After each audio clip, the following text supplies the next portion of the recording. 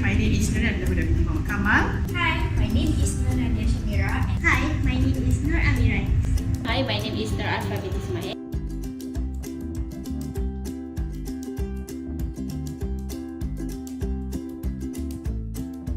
The industrial industry includes companies whose sales originates from the manufacturing of materials into finished goods and services. Industrial companies do not represent a single industry in terms of product produced, but they are also focused in the produce and manufacture products for various industries. For instance, Anju Resources Berhad has become a leading steel group for a long product in Malaysia and the regions in terms of its cost competitiveness as the lowest cost producer that contributes significant economic benefits. This has assured Anju's positions as become the most trusted and reliable total steel solutions provided in Malaysia through the combined strengths of the manufacturing and trading divisions. The divisions has seen positive revenue growth in the construction steel, mainly attributable to effective executions of two steel solution provider strategy, which combine the strategy of both manufacturing and trading divisions. Consumer goods is a sector that category of a stock and companies that related to its purchase by individual rather than by manufacturer and industries. This sector includes companies involved with food production, electronic, automobiles, and others. The world's fast-moving goods companies are behind the biggest brands in the world that frequently purchased by the consumer, while the slow-moving consumer are goods that are not frequently purchased by the consumers, such as automobiles and others. In this case, we choose DARBY Berhad as a consumer product. DARBY Motor is one of the leading automotive players in Asia Pacific, representing luxury brands such as BMW, Jaguar, and others. DARBY Motors is actively involved in all aspects of the automotive business, from importations and assembly to distribution, retails, and rental. The performance of the business is vulnerable to changes in the local government regulations and economic uncertainties. Any unfavorable changes can negatively affect the business operation. DARBY Motors also operates in highly competitive markets.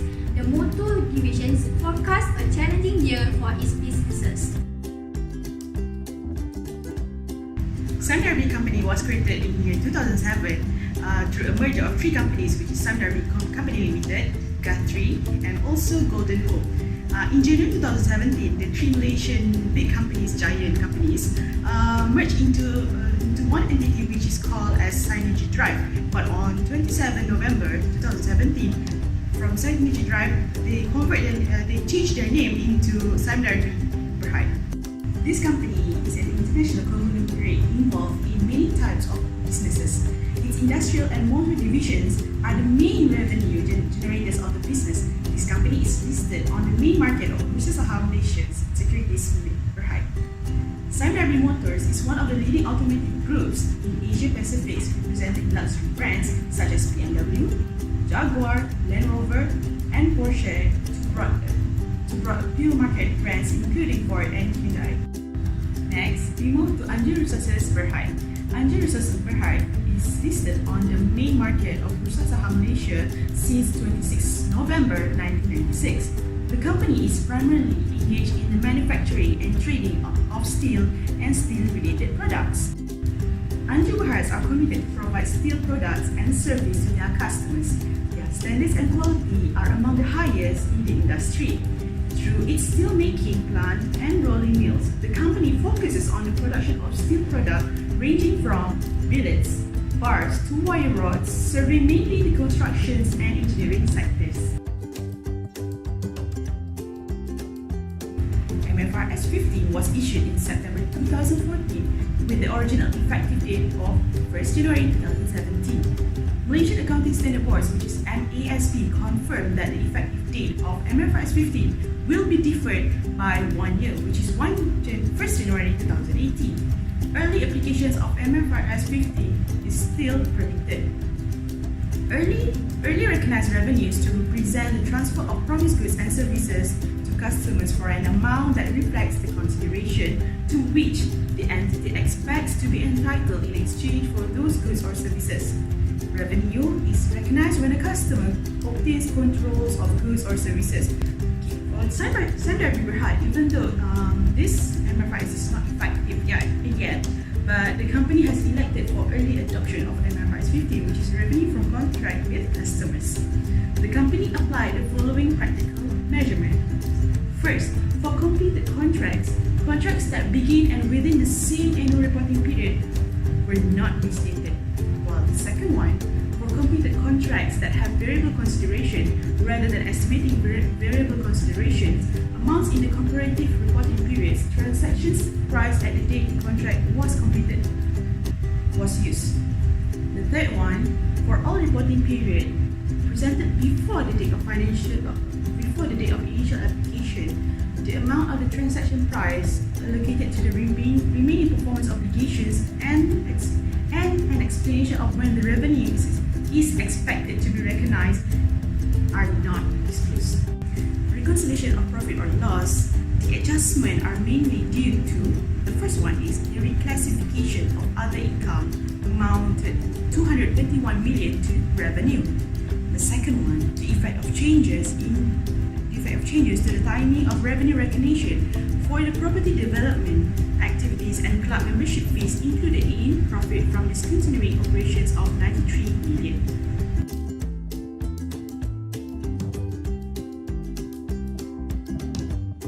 Next, we move to reconciliation of financial position and equity for standard. Reconciliation of financial position and equity, the adjustments are mainly due to three things. The first one is the effect of the changes to the timing of revenue recognitions for property development activities and club membership fees. The second one, the reclassification of the excess of revenue earned over the billings on the construction and property development contracts to contract asset. The third one, the reclassification of excess of billings over revenue earned in construction and property development contracts, deferred income, and for customers' deposit to contract liabilities.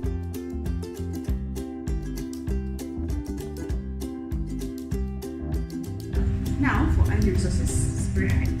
As I mentioned earlier, Mfrs 15 revenue from contract with customer is not effective yet on the year 2017. So that means this company also stated that they do not apply Mfrs 15 for financial year end 2017 since it will be effective beginning on or after 1st January 2018. Based on their report, they already stated that the assessment of the group does not expect the application of Mfrs 15 to have a significant impact on the financial statements of the group and the company. I will explain to you on Mfrs 119 employees benefit. For short-term employees benefit are those considered as given by employer to employee.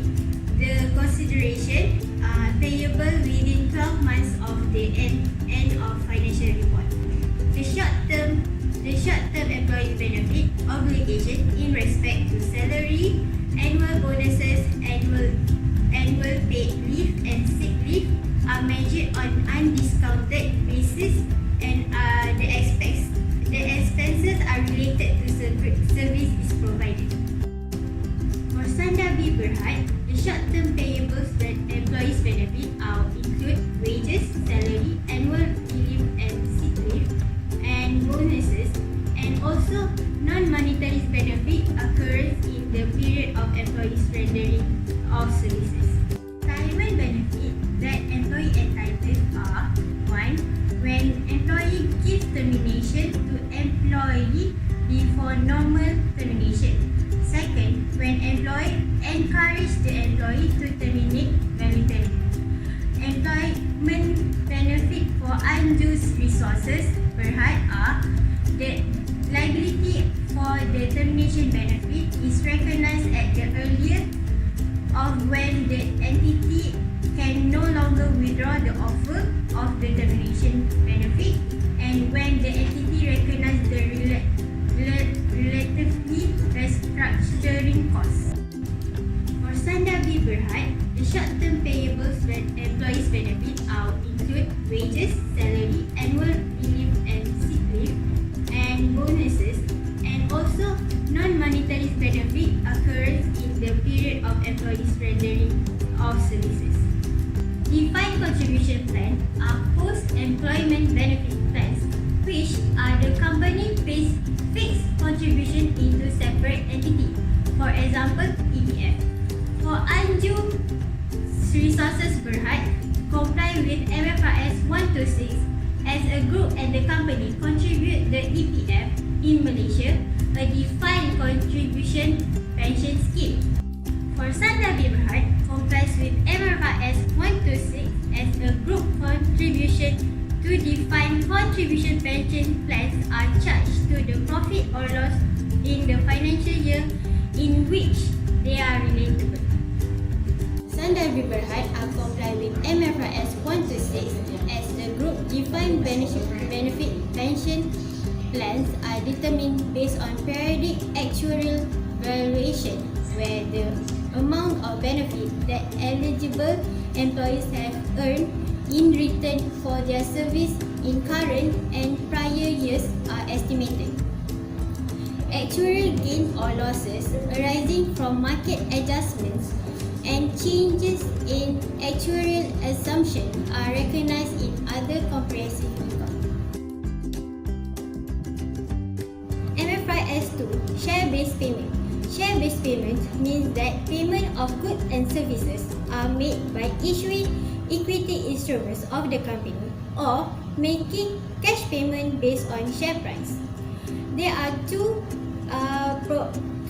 components which are grant date, vesting periods and exercise date. Grant date is the date when the entity and third party agree and entity confess the right of the third party using equity instrument, cash, asset and to provide the vesting condition are met. Second, vesting period is the period during which specifically vesting conditions are successful. The third exercise date is the the date when the holder of the option acquire the share. For Sandabi Berhad does not comply with Mfrs 2 share-based payment as the company disclosed the significant measurement of share-based payment transactions are not yet effective and not been adopted by the annual reports. Anju Resources Berhad has adopted the Mfrs 2 share-based payment, which are amounted of 7,227,000 will be recorded in state. Anju Resources Berhad recorded the share-based payment of 7,227,000 recorded in Statement of Changes in Equity. Mfrs 9 replaced the guidance of Mfrs 139 financial instruments in terms of recognitions and measurement on the classification and measurement of financial assets and financial liabilities. It established three primary measurement categories for financial assets, which are amortization costs, fair value through profit or loss, fair value through other comprehensive income. For Anju Resources Berhad, for the Mfrs 9, the group will apply the new rules retrospectively from 1st January 2018.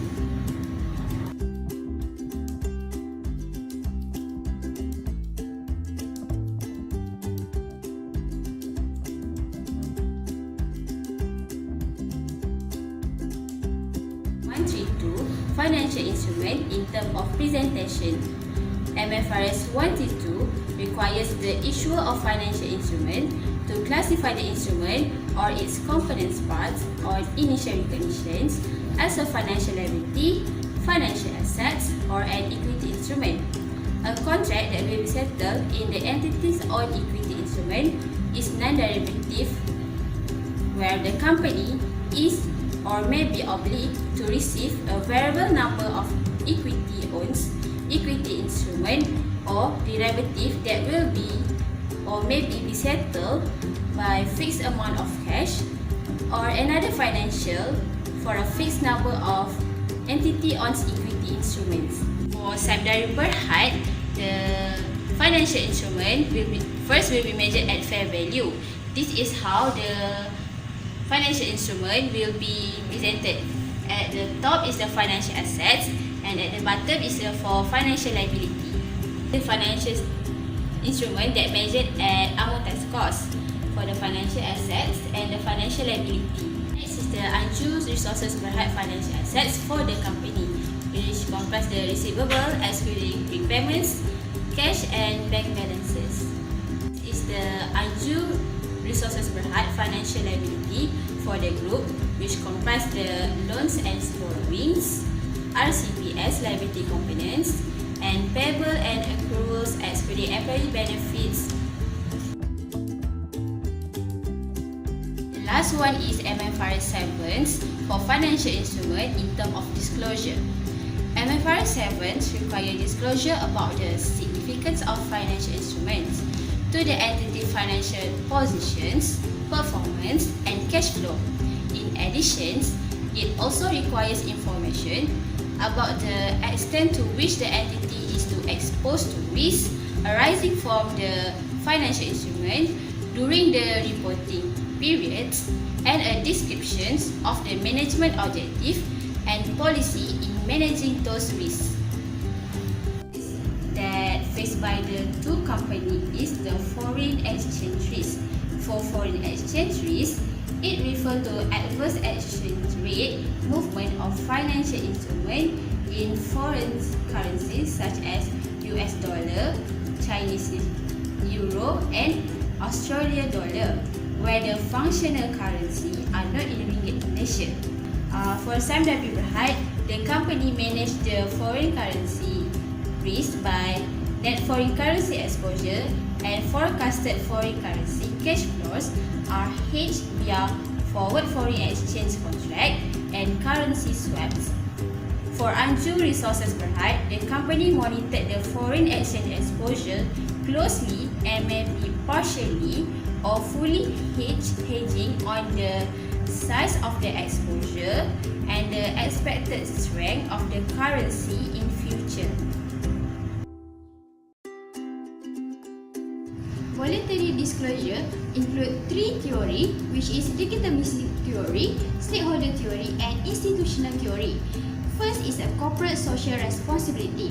Anju Berhad are committed to being a good corporate citizens who is not just in business of making money, but they care about the commitments around them and their future. A full engagement method done by Anju Berhad to get support from society are by giving sponsorship to student UNITA, donations, make a social events such as organize event big beach cleanup and etc. SIME DARBY also does CSR in terms of education, which is scholarships to their students in Ramsey SIME DARBY Berhad College Healthcare and other students from many universities. Anju has focused every year on ensuring compliance with the Malaysian Clean Air Regulations as well as controlling air emissions from its manufacturing process. The main environmental issue relating to the raw material handling and storage is the fugitive emissions of dust arising from material transfer and open storage of raw materials.